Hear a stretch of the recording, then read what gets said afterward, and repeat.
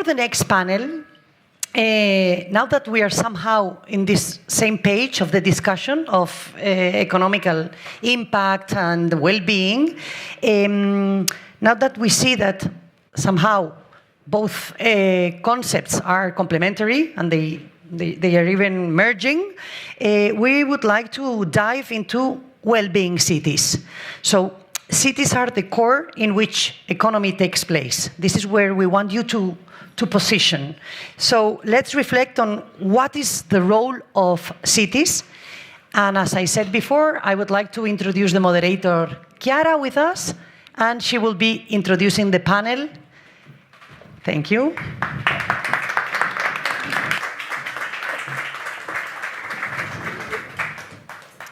Good morning, everyone. We decided to keep this panel in English as well, because one of our speakers only understands English and not Greek. So I'd love to invite to the stage Ms. Vasilakou, ex-vice mayor and vice governor for Vienna, Mr. Chrysogelos, deputy mayor of Athens for climate governance and social economy, Vassilis Papaefstathiou, deputy mayor of strategic planning and climate neutrality from the Municipality of Kalamata, and Mr. Jesper, co-founder for Music Cities Network. Sorry, and Ms. Spiridaki. Is everyone here? Hopefully, Ms. Spiridaki will also be able to join us.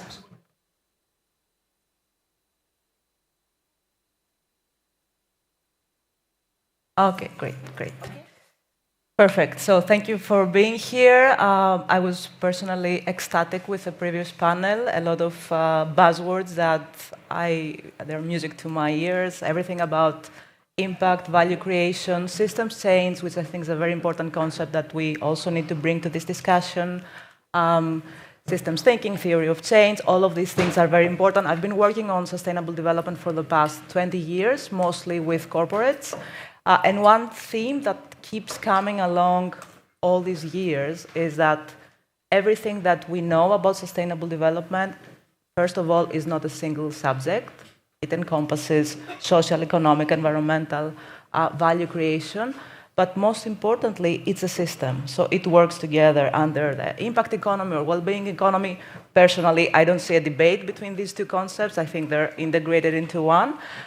So what we're going to discuss here today is how all these concepts come down to the level of cities and how, again, as a system,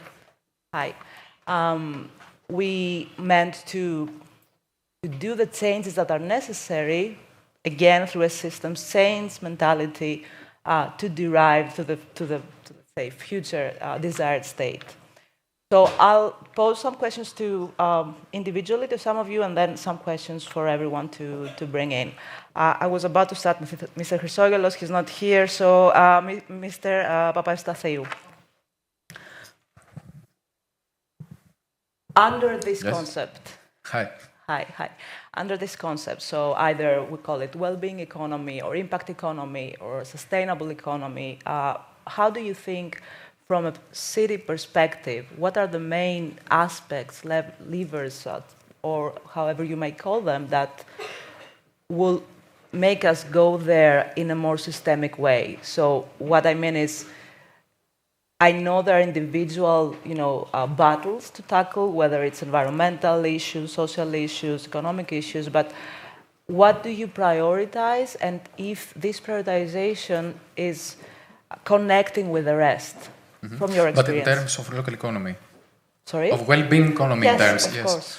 First of all, good morning. Thank you very much for the invitation to the organizers for this initiative. Is very important. Well, I think that a social cohesion and active participation of citizens is very important. Citizens need to be part of this from scratch, from the beginning, not for the public organization to move and prioritize things without hearing their opinion, the people's opinion. Of course, we want support of the local economy and small businesses. It's very important because in terms also of circular economy, to support people and the income to stay in the borders of the city is very, very important, because also helps and improve, economically speaking, also the households of the city. It's also very important to promote educational and full implementation policies about to reduce social inequalities and to give to low-income households the ability to access to care, to education, and to housing. It's really, really important. A society that is social justice, it works both ways, not only for the public organization, but also for the people to organize what is happening. So, actually, if you want to say in terms more like of the social impact that we are doing in the city, and not only economically speaking, it means that prioritize things that have a true impact in the people's life. That's the key factor for a well-being economy, for a nice quality of life for the citizens of our city. That's my opinion. And coming back to that, and again, basing it on the previous debate, what about the difference in the time horizon view? As it was very well put, we as humans are, focused on living today, seeing only today, whereas under a sustainable development perspective, we need to see mid to long term how things are changing and what's the value creation there. Do you find this struggling between meeting the needs of today while also ensuring that the needs of tomorrow are Definitely met as a key issue in prioritizing? First of all, keep in mind that a public organization has a life of 4 years terms and also needs to be re-elected. So our priorities moves towards this goal. But we have to keep in mind that Kalamata, as Athens, Ms. Chrysogelos here, has committed to be climate neutral till 2030. So beyond the 4th-year terms, we are right now seeing the whole scope of 2030, which is a bigger one because it reflects to the whole European ecosystem of 100 European cities that needs to be climate neutral till 2030 and to work as a pilot ecosystem till 2050, because that's the biggest goal in the European Union right now.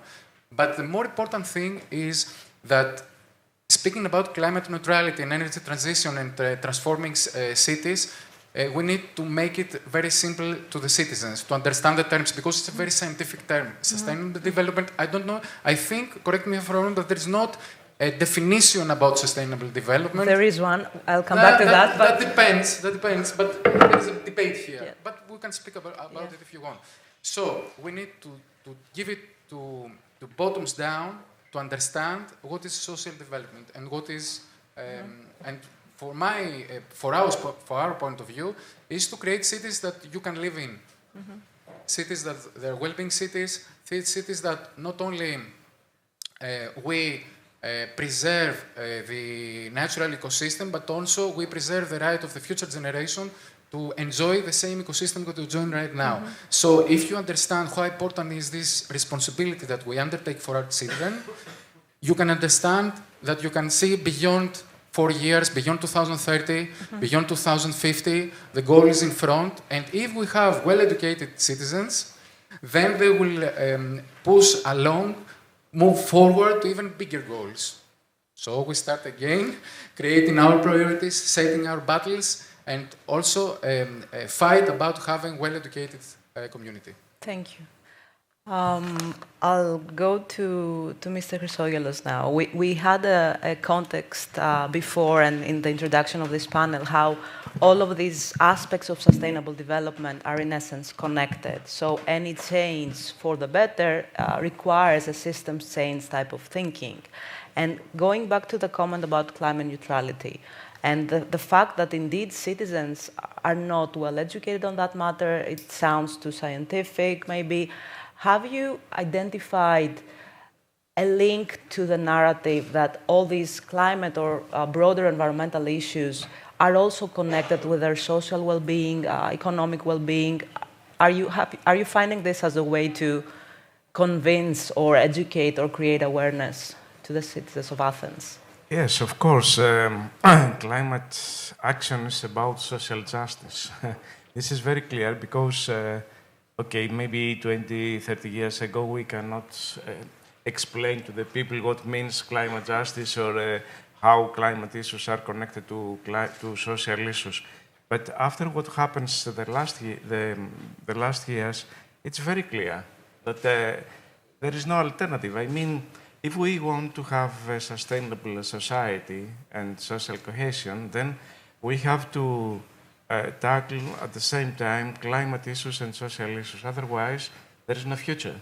What happens in Valencia reminds us that it is not a decision for the future after many years. Climate crisis is speed up, and we are very late already. And even cities that are more developed in this direction of sustainability, they are in danger. It's not that some cities are not in danger. So the only question is how we can connect our climate action plan with social aims. And I don't know how many are informed about our activity in Athens, but we refresh the idea that we want to be a city climate neutral by 2030. And that was a real struggle to prepare the climate action plan and the investment plan, and then to get on board also the civil society, the researchers, the different stakeholders. It is not just a plan prepared by the municipality, because this has no sense. You are not able only as a municipality to do things. So the difficulties was the first, to understand what is the problem in Athens, not only globally, but also to understand better how the problem of climate change and microclimate change is printed in the map of the city. I mean, the first was to collect information about overheating of the city. That means we collected all the data from June, July, August 2016 to 2020.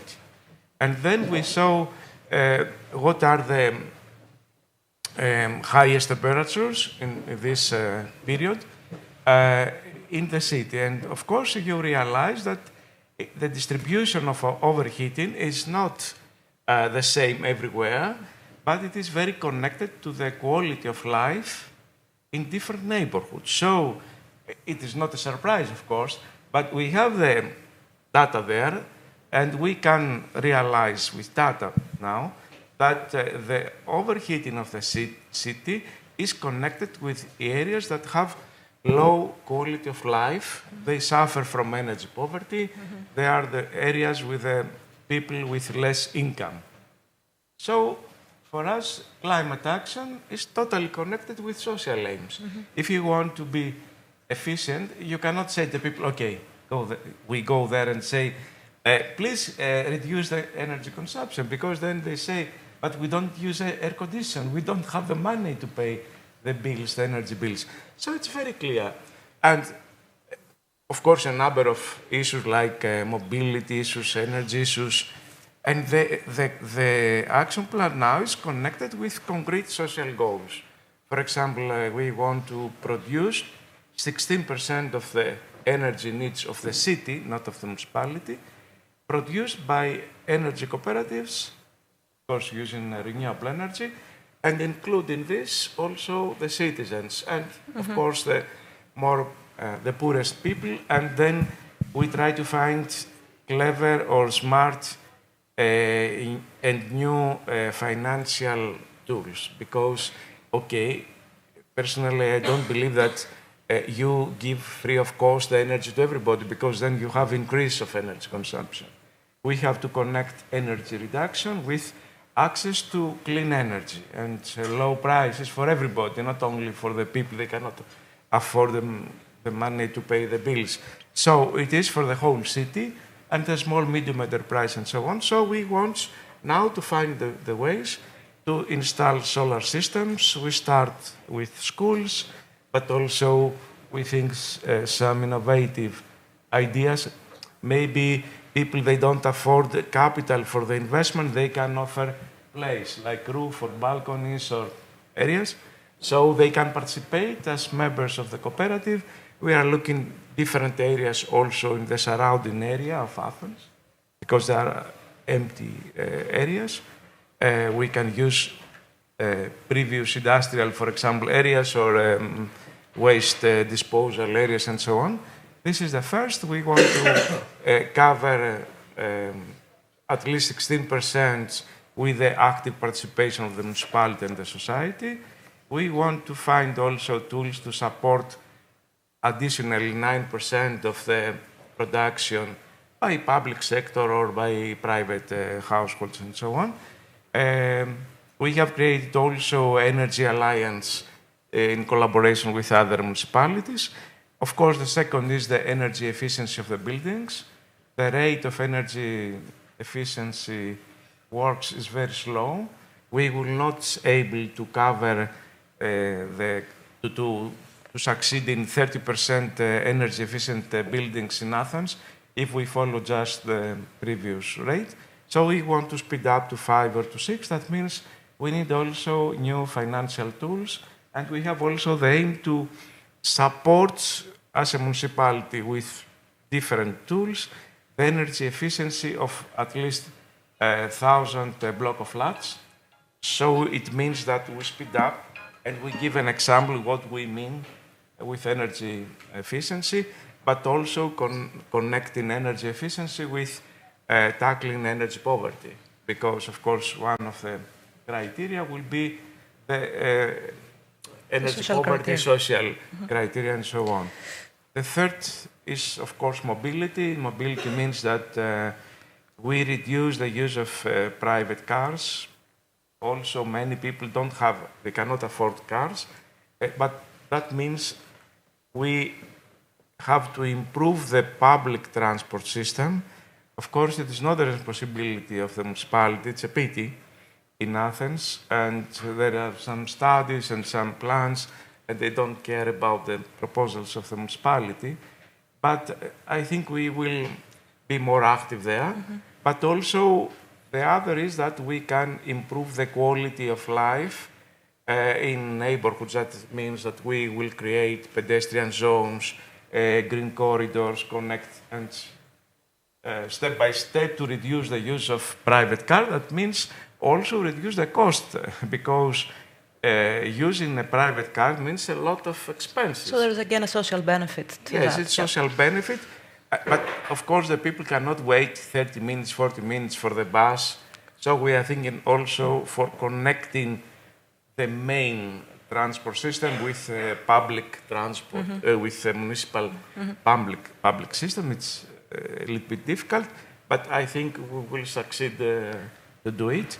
And then I think the most challenge issue is to extend the green zones and use this model of nature-based solutions for promoting climate mitigation and climate adaptation. Usually when we discuss about green areas, we discuss about climate adaptation. That means, but for Athens, because now we have 3 scenarios, and the third one is very bad, because it means increase of temperature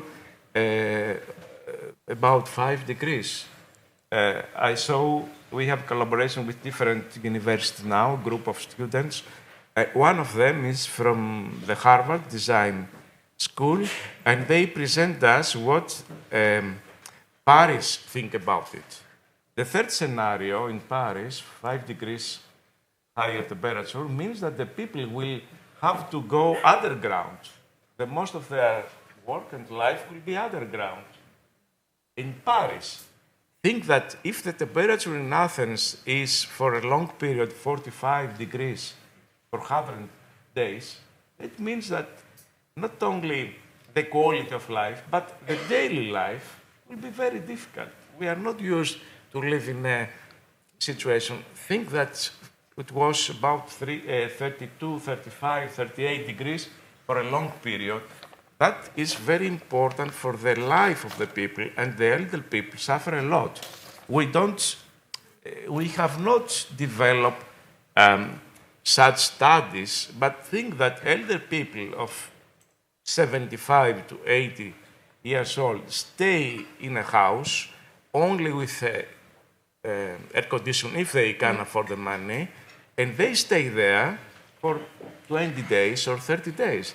We'll come back to that. I'll come back to both of you for... Just to conclude, climate goals, climate plans, and investment plans must be connected with social aims and real change of the economy and the life in the city. Otherwise, we will not succeed. Yeah. And this is something that the people can understand easily. I discuss with a lot of people, and we created two institutions. One is Climate Forum for the preparation of the plan, but also for the implementation of the plan, because this is very important that you include the people also in the implementation. Otherwise, you just use the people. Huh? Exactly. And the second institution is Climate Youth Assembly, and there are people, young people up to 30 years old, and now we try to give them tools to implement their plans with small financial tools, like 4,000 euros, 4,500 euros. So now there are 12 projects that are prepared by young people and supported by the municipality to do what they think about climate action. We'll come back to that and the responsibility. You can keep that. And the responsibilities of the citizens. Ms. Vasilakou, I'm coming to you. A well-being economy, well-being cities, it's much more than just addressing climate mitigation or adaptation. It's circular, regenerative, encompasses all the changes around social and economic benefits. What's the secret, given the success that you had in Vienna? How would you articulate the best way to go to make sure of a system change approach? Well, first of all, thank you for inviting me. Let me start by asking you all, what do you think is the opposite of well-being? I'll give an answer. I personally believe that the opposite of well-being is fear and feeling insecure. And I think that that lies at the heart of everything we are encountering right now in terms of democracy deterioration, etc. It's important for me to say that because I really think that if we want to create cities as places for life, where people live because they want to and not because they have to, we clearly have to address this issue of fear and insecurity. And I think that that is the secret of the success of Vienna, because this is a city that historically took a decision to work against fear. We could have a longer discussion later if this works. If you look at recent elections in Austria. But then again, if you look into recent election results in Austria, you will see that Vienna is a different story. So you could always also ask, how come Vienna is so different within Austria, with the Austrian context? And that has to do a lot with the city that took the decision back in 1920, when there was a housing crisis that actually compares to what we're experiencing all over the world today, that they want to be the world's #1 in housing. And they embarked in the most ambitious social housing program that there was.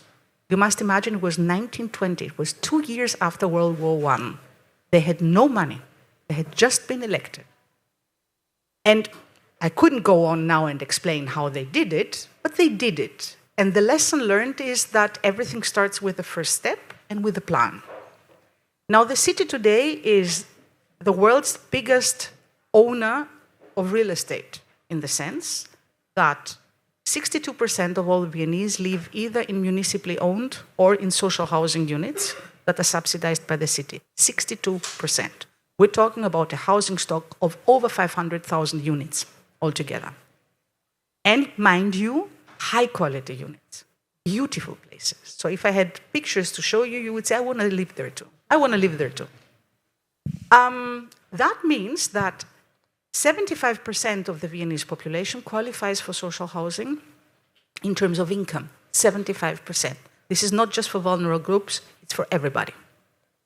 Now that means that the Viennese do not need to spend, I would say, in average per family, 500 to 700 euros that we need to spend in other parts of Europe monthly for their rent.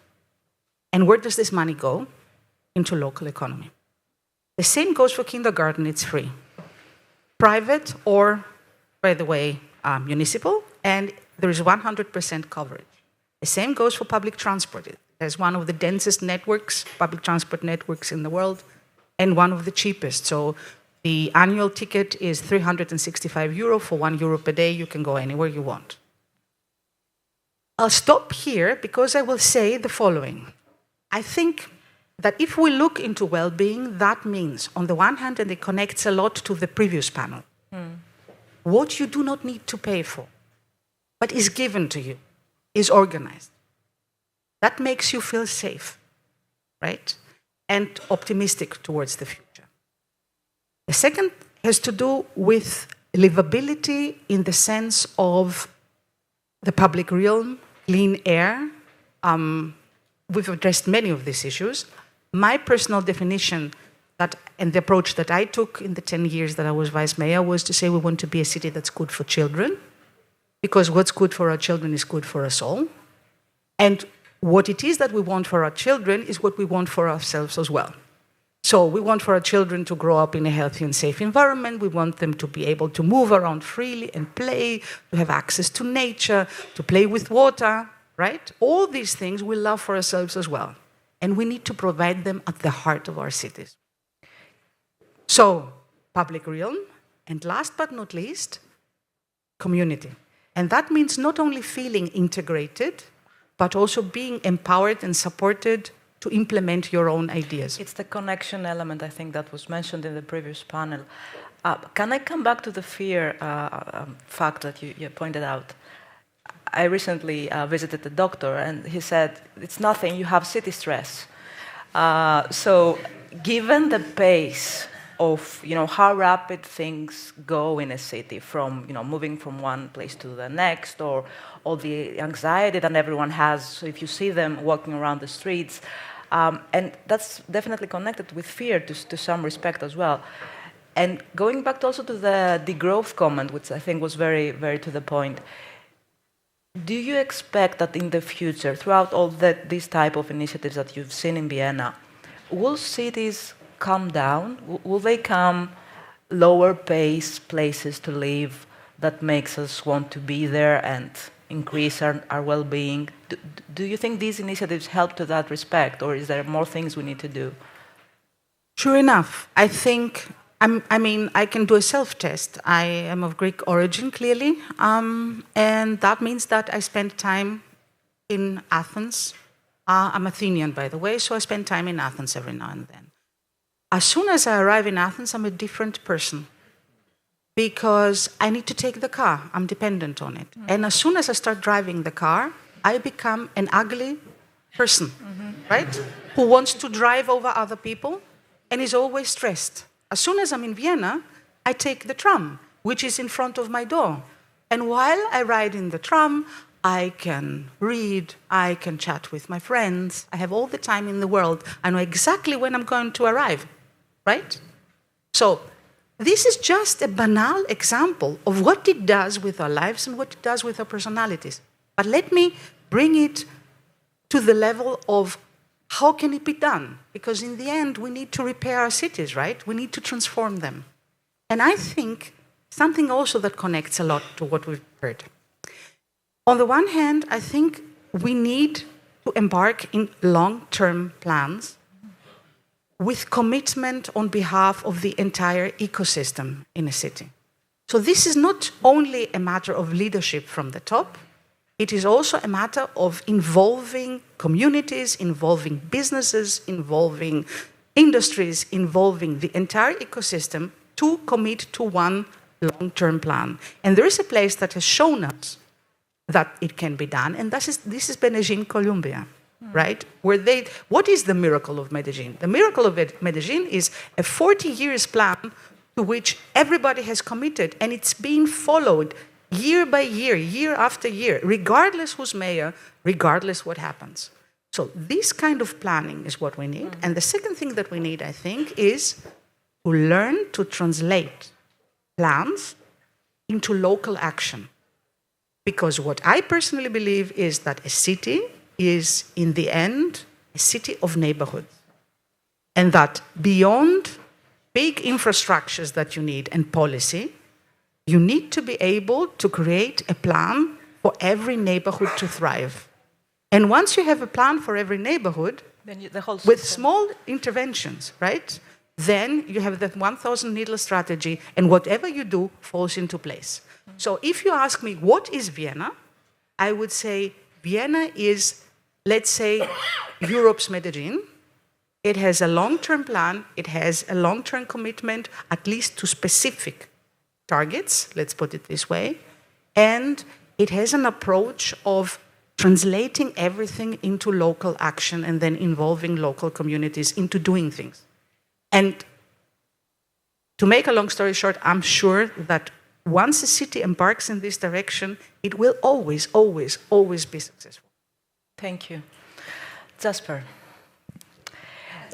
I'll ask two very, very simple but difficult to respond probably questions.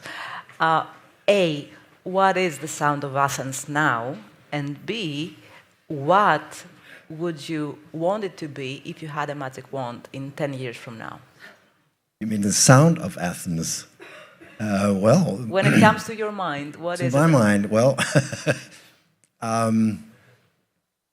a little bit chaotic, maybe, to be honest, but beautiful in the same. So what sort of the basic tone would be, I would say, is a little bit, maybe a minor chord, to some extent. Okay. To some extent. I like minor chords, so Okay. no problem for me, but it adds atmosphere and intention, so why not a minor chord in this sense?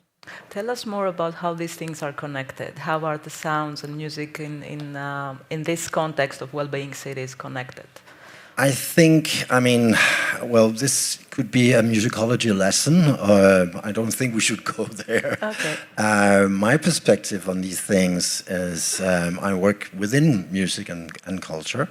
And I was the co-founder of the Music Cities Network, which is 14 cities, predominantly in Europe. We have Sydney on board, but the 13 other cities are in Europe. And you can say, what is our contribution to this very heavy topic that we are discussing right now? Obviously, within all sectors, within culture, there is a big focus on sustainability, on fairness and equal rights and representation. All these very important matters is high on the agenda.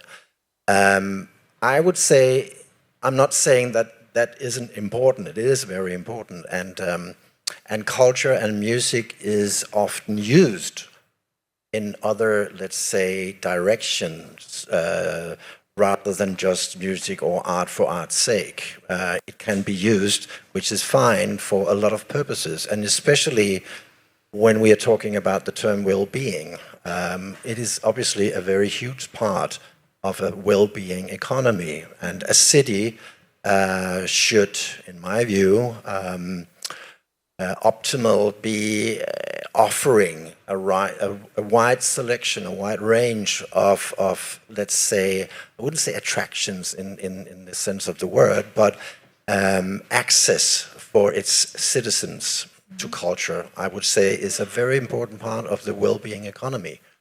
I come from Aarhus in Denmark, and Aarhus is sort of, it's a second city in Denmark. It's like Thessaloniki here. Okay. Almost the same size as well. We have a long history of being a culture and especially a music city. We have a very big tradition for music. And we were a European cultural capital of culture in 2017. So culture means a lot for the city. And I would say you could draw a line to, again, the well-being economy of the city. Every second year, the city does a survey amongst the city citizens about what is the most important thing for you as a citizen living in Aarhus. And there was a survey just released a month ago, and it showed that 52% of the city's citizens are saying culture is the most important factor of being a citizen in Aarhus. And I think that shows, I mean, again, we can use all these numbers in many, many, many ways. And when I discuss the importance of music with politicians, no offense, you always have to have figures. It's, I mean, show me the figures. What does this bring to the table? And we can show the figures on the turnaround, we can show the figures on employees, et cetera, et cetera. But again, I think when you see the survey of 52% saying culture, and again, music, whatever we describe or define as culture, is part of that 52%, obviously. So I think that's somehow a way to look at it when you look into a well-being economy. Thank you. And Ms. Vasilakou, on the same subject exactly, is it the solution? I mean, is it the thing cultural and the thing that will integrate the system change that we need around the economic, social, and environmental aspects of a well-being city? Well, good morning and hello to everyone. Thanks so much for the invite. And I have to say that I'm really honored to be a part of this panel. And Chiara, when it comes to your question, for me, as a cultural policy advocate, sustainable development does not exist without culture. And this is not just me saying, it's just a lot of public authorities that actually create all these policies worldwide, like United Nations and the UNESCO. For example, the Earth Summit back in Rio back in '92, which actually identified that social, environmental, and economic development are necessary for human development. However, about 10 years later, at the World Summit on Sustainable Development, it was actually recognized and highlighted that culture is the fourth pile, combined with the other three just mentioned, for a human anthropocentric development. Therefore, to answer your question, it's not just about making art for art or music for music, it's just about caring about the well-being of people, which means they have to be happy. And of course, as Mrs. Vasilakou said, it is about feeling safe and not fearing. It is definitely about social cohesion and justice. It is definitely about the financial viability, therefore about the extinction of poverty and of unemployment. And definitely, as Mr. Chrysogelos said, about the environmental awareness and respect. However, we are all humans. And the well-being of all of us is about having all these criteria in place and being happy. And culture is everything that gives meaning to human existence. As Raymond Williams said, the father of cultural studies, not me, guys. So I'm here just to point out how important it is for culture, and may that be in the form of arts, like music, which is a cultural expression, and that could be anything from intercultural dialogue, cultural diversity, interaction with other people from other nations, that is most crucial for human development. It's exactly in the sense that even environmental matters are part of the culture. We need to understand that in the sense that, Greeks a few decades ago were very circular in the way they were working. The triggers for that were obviously financial poverty and all these things, but in essence, the way that the communities, cities were working was circular. I would give you the thing I didn't need, you would make it something else. My grandmother would keep something that was meant for another use and use it for something else. And all these things, I think, to some extent are embedded in our culture, but not to the extent that incorporates the environmental issues that we face in the next decades. We're mostly focused on today, as it was mentioned. So I think it's a good time to take some questions. I think there's a microphone we can... I think they will bring you a microphone. Is that possible? Okay, we can lend this one. Hello, thank you. I'm Lektra Kulumpi. I work with post-growth economies and cities. And I enjoyed a lot the conversation, especially when you touched upon connecting the narratives of social and ecological needs, what is there. And when I work with such concepts, I've worked a lot with the donut economy, applying it in cities. The donut model comes and says that the root cause behind the social and ecological issues is the economic system. And I was very triggered in a nice way, but also what Maria said about the power of cities and how we can use the economic power of cities, like, for instance, the social housing. I would be curious to hear a little bit more, either from Mr. Chrysogelos or Maria. How do you work with the local procurement and the power that cities has to drive economies? Because when I work with cities, they try to create new models like circular economy, donut economy, well-being economy. They usually say, we are part of a larger global market. How can we drive our own strategies? And then there are still ways. I'm curious to hear from you about the procurement and the power that cities has through their economies to create such local well-being economic centers. Thank you. Thank you, Lektra. We'll take one more question and then we'll... Thank you very much. Also, thank you to all the panelists and you.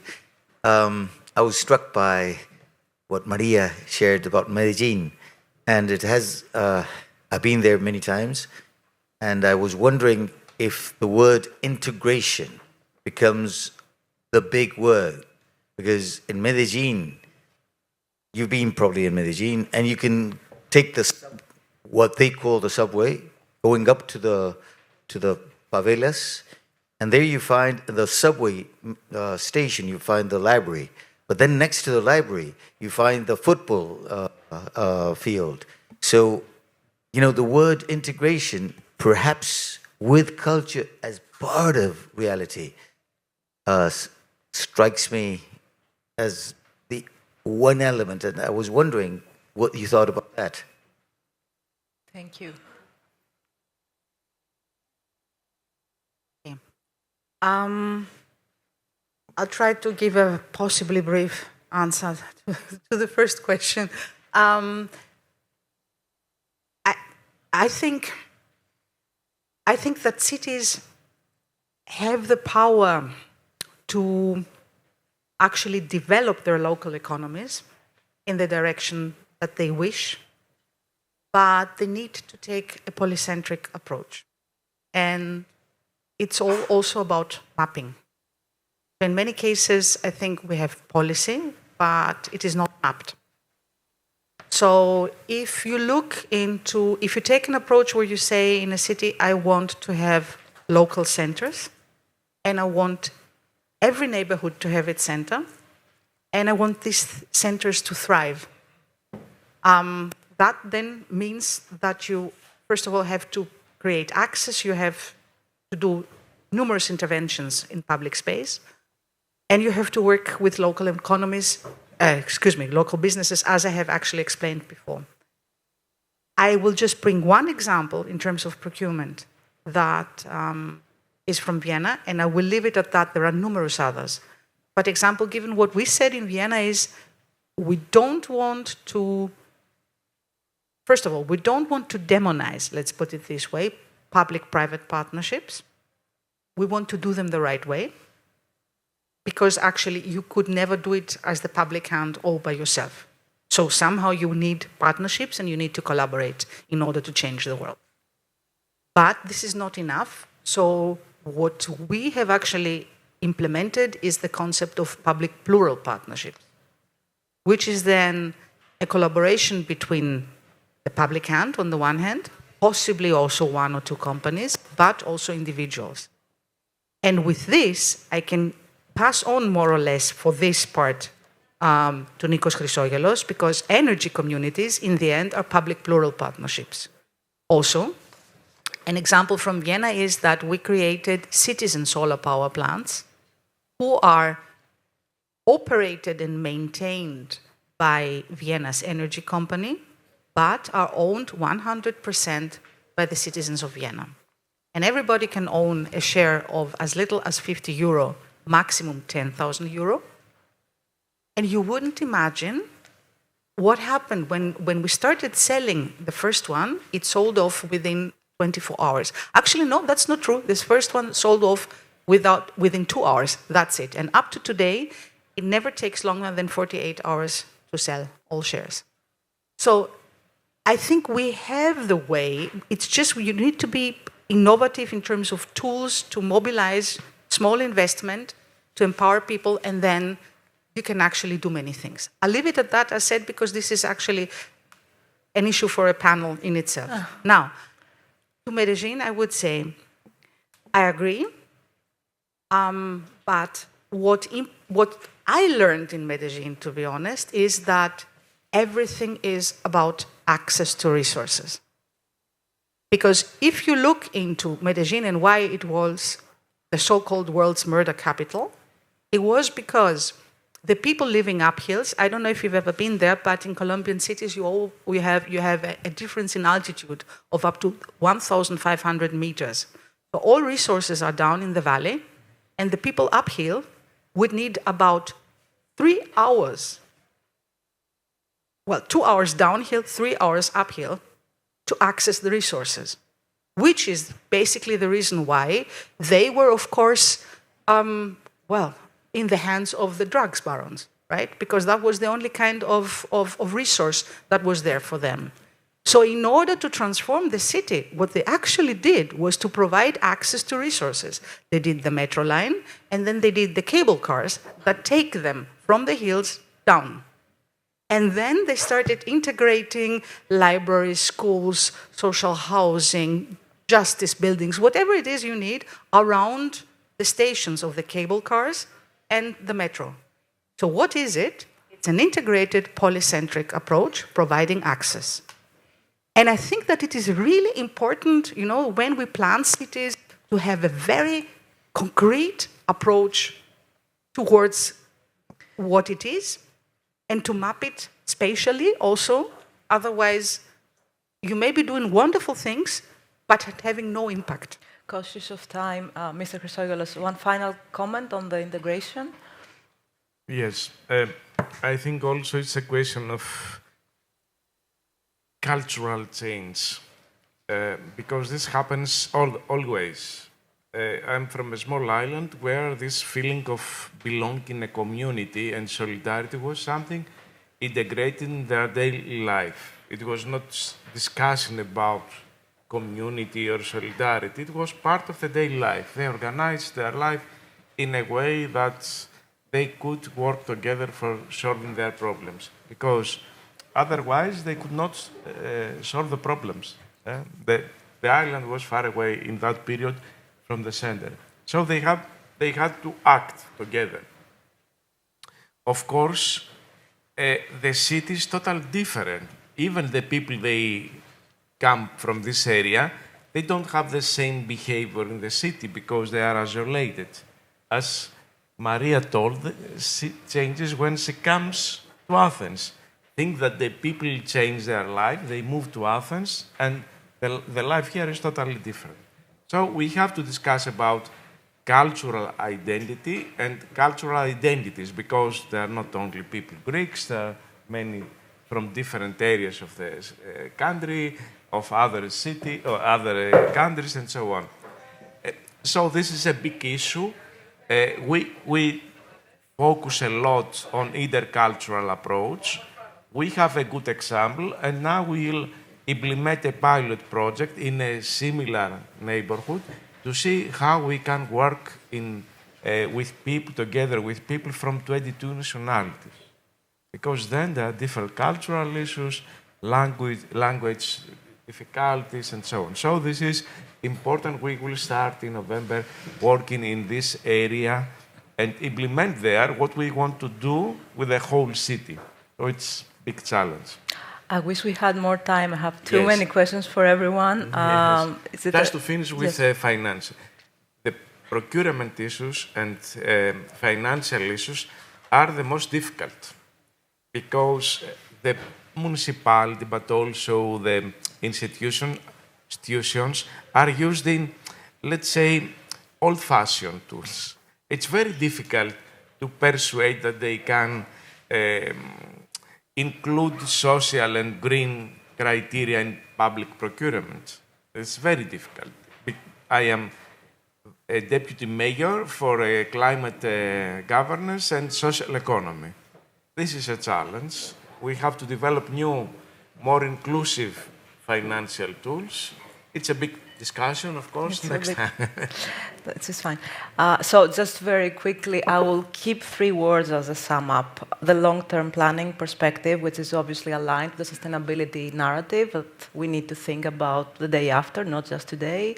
The connectivity element, everything is connected, whether we like it or not, and ideally integrated into everything, so we don't separate either environmental issues, social issues, cultural issues, financial issues, everything is embedded.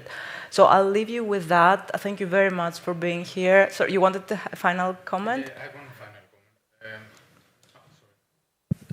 Thank you. I want to end this conversation, especially speaking about procurement. Procurement are totally bureaucratic in Greece. Let us discuss about it. We won't any time in municipality we try to override the system. But I want to say, let us all have in question what Maria said, but reverse the question. How could an Athenian or a resident of Kalamata describe how a well-being life is, or a quality of life? I'm definitely sure that most of people here in Athens will describe to have a parking spot near their place, if possible in their balcony. So we need to well-educate them, and meaning well-education is not only in terms of what comes from schools, but what comes also from arts, because arts move us, creates more emotions. We understand the complex of our emotions, our mental health problems. So arts works in many, many ways in the city ecosystem. So let's focus on that. Thank you. Thank you for the last comment. Thank you, everyone.